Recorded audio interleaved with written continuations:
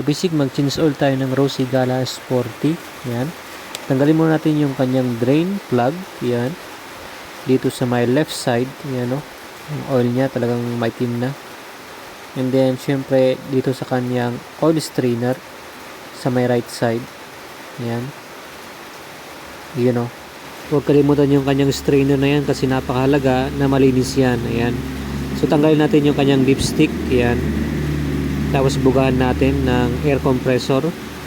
Ayan. Maglagay kayo ng cloth, no? Para hindi papasok ang moist. Yan. So, bugahan natin yung kanyang strainer para malinis. Ayan. And then yung kanyang spring.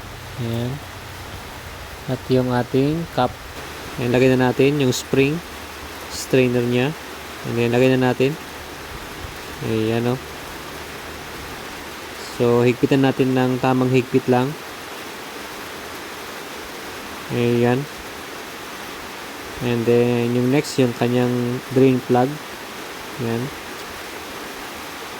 Alright, higpitan natin ng tamang higpit lang. So ayan, lagay natin yung kanyang oil. So ano ba yung best na oil sa ating mga motor? Depende yan sa klase ng motor. Automatic ba yan or manual ba yan na motor? Pang scooter, yung may mga oil na pang scooter na ginawa ang company.